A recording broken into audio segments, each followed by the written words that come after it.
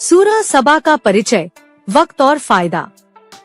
ये सूरह मक्का के उस दौर में नाजिल हुई जब कुरैश के मुशरिकीन इस्लाम की दावत का जमकर विरोध कर रहे थे और नबी सल्लल्लाहु अलैहि वसल्लम को तरह तरह की तकलीफें दे रहे थे। इस सूरह का नाम सबा यानी शेबा की कौम इसलिए रखा गया क्योंकि इसमें उस बादशाहत और तहजीब का जिक्र है जो पुराने जमाने में यमन में मौजूद थी।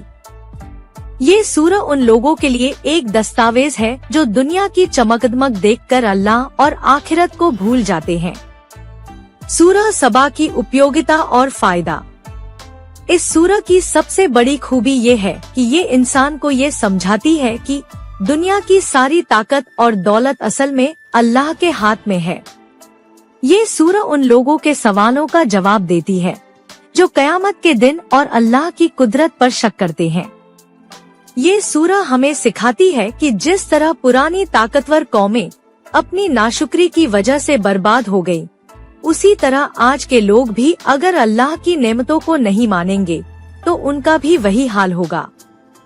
ये सूरह हर मुसलमान के दिल में ये बात बैठा देती है कि असली कामयाबी आखिरत की कामयाबी है। सूरह सबा के मुख्य पैगाम और सीख। सबसे पहले तो ये सूरह ये बताती है कि अल्लाह ही वो हकीकत है जिसके आगे हर चीज फीका है। वही है जो हर उस चीज को जानता है जो आसमानों और जमीन में हो रही है। वही रिस्क देता है और जो चाहे अता करे। ये बात उन लोगों के जवाब में है जो कहते थे कि अगर हमारे पास पैगंबर होते तो हम उनसे ज्यादा सीधे रास्ते पर होते। दूसरे, इस सूरह में दाऊद और सुलेमान अलैहिस्सलाम जैसे बड़े नबियों की कहानियां बयान की गई है। अल्लाह ने दाऊद अलैहिस्सलाम को पहाड़ों और परिंदों की ज़बान समझा दी थी और लोहे को नरम कर दिया था।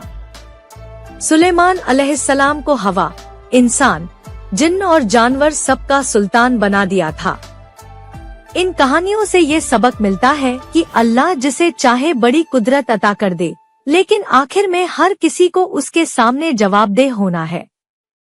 तीसरे, इस सूरह में सबा की कौम की दास्तान बयान की गई है जिनके पास बहुत बड़ी नेमतें और आलीशान बाग थे, लेकिन उन्होंने अल्लाह की नेमतों का शुक्र अदा नहीं किया और सिर्फ अपनी दौलत और ताकत पर घमंड करने लगे।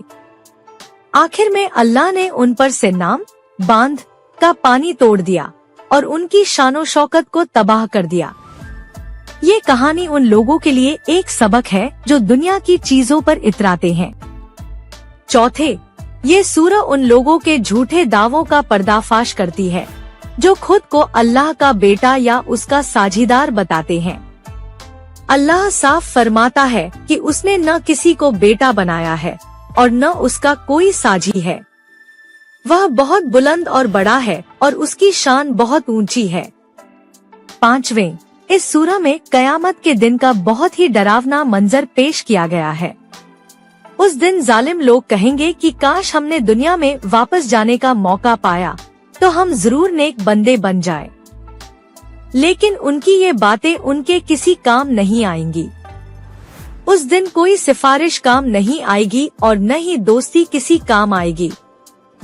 छठे, ये सूरह नबी सल्लल्लाहु अलैहि वसल्लम को दिलासा देती है कि आप उन लोगों की बातों पर ध्यान न दें जो आपको जादूगर या काहिन कहते हैं। आपका काम सिर्फ पैगाम पहुंचाना है और हिदायत देना है। हिदायत देना अल्लाह के हाथ में है। आखिर में ये सूरह हमें यही सिखाती है कि इंसान को चाहिए कि वो अल्लाह की बड़ाई करे, उसकी नेमतों का शुक्र अदा करे और उसकी तरफ रुजू करे। जिस तरह पुरानी कौमों ने अपनी नाशुक्री की सजा पाई, उससे सबक लेना चाहिए। ये सूरह हमें यही याद दिलाती है कि दुनिया की हर चीज फानी है और असली सफलता आखिरत में मिलने वाली है। जो लोग अल्लाह पर ईमान लाएं और नेक अमल करते रहे, उनके लिए जन्नत के बाग तैयार हैं, जहां वह हमेशा रहेंगे।